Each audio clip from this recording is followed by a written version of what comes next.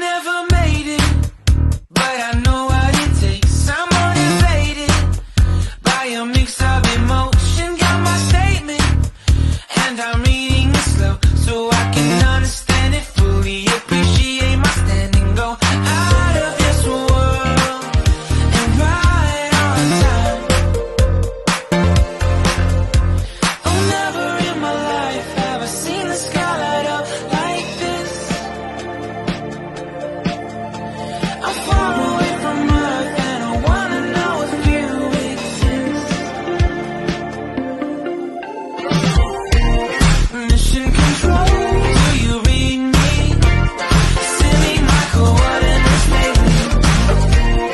Mission control, am I drifting?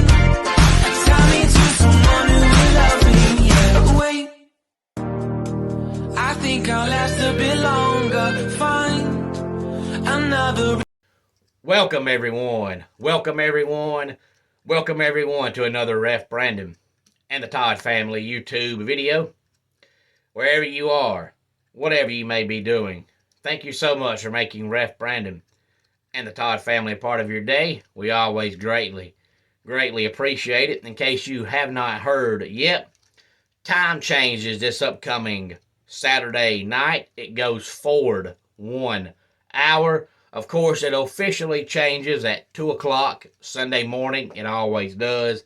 But most people set it back or set it forward, depending on what time of the year it is, before they go to bed Saturday night.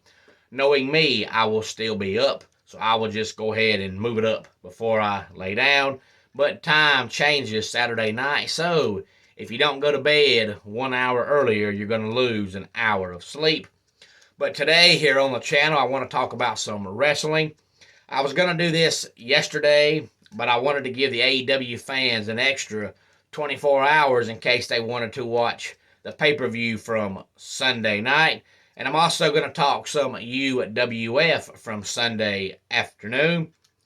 AEW Revolution Sunday night, 8 matches on the main card. Opened up with Ricky Starks defeating Chris Jericho. Jungle Boy defeated Christian Cage. And the House of Black defeated the Elite to become the Trios champions. Jamie Hayter defeated Ruby Soho and Saraya to retain the AEW Women's Championship. Hangman Adam Page defeated Jon Moxley. Wardlow beat Samoa Joe to become the new TNT champion. The Guns defeated the Acclaimed. Jay Lethal and Jeff Jarrett and Danhausen and Orange Cassidy to retain the Tag Team Championships. And in the main event of the evening, 60-minute Iron Man match, MJF retained the AEW World Championship. Make sure you watch Dynamite coming up tomorrow night to see all the fallout from Revolution. And I don't know about how everybody else feels, but I thought it was an okay pay-per-view. I actually was surprised.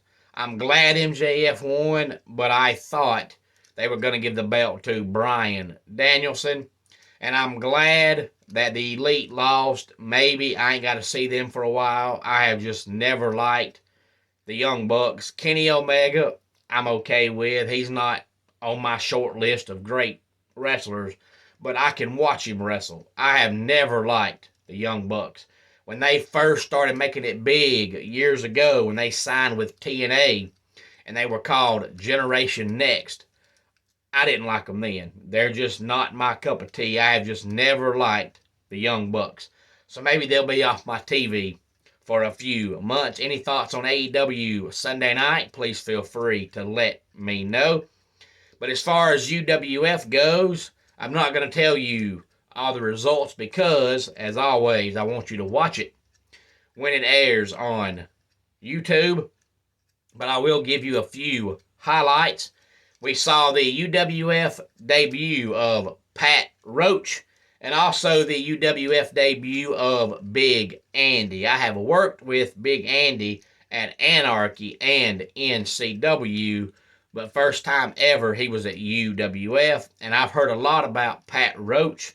I've actually been looking forward to meeting him, and I got to meet him and work with him Sunday, and that's two more examples of how good of a job they're doing at UWF. Every single show, there are more and more wrestlers that are showing up wanting to work for UWF because word is getting out how good the shows are there.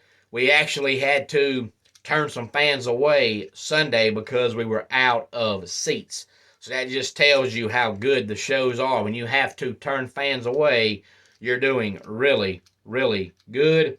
But besides the debuts at UWF for Pat Roach and Big Andy, the Grapplers won the Tag Team Battle Royal to become the inaugural UWF Tag Team Champions.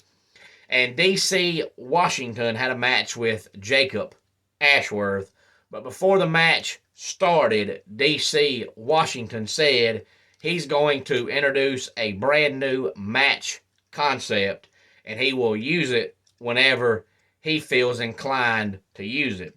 And his brand new match concept, the rules are 5-minute time limit. He says he wants 5 minutes because he knows that everybody in the back is not in the great physical shape he is in, so he knows that 5 minutes is as long as they can go. Also, instead of 10 seconds when you're outside the ring to get back in the ring, you're only going to have 5 seconds to get back inside the ring.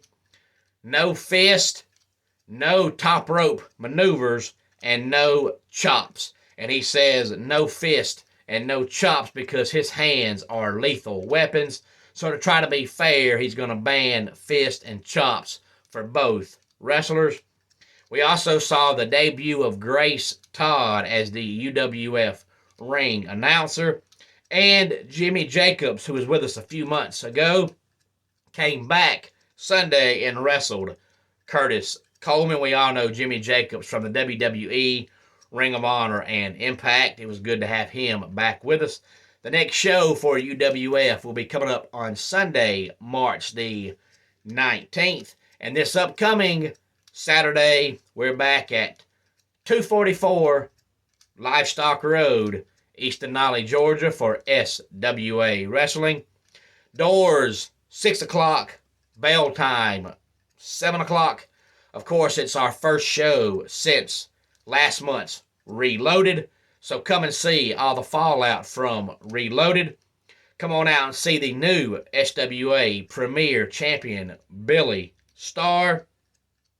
And also come out and see what Bad Jack is going to have to say to Scott Green, because they wrestled last month at Reloaded, and Scott Green won the match. But after the match, he took some scissors and cut off the beard of Bad Jack. Not the whole entire beard, just some of it.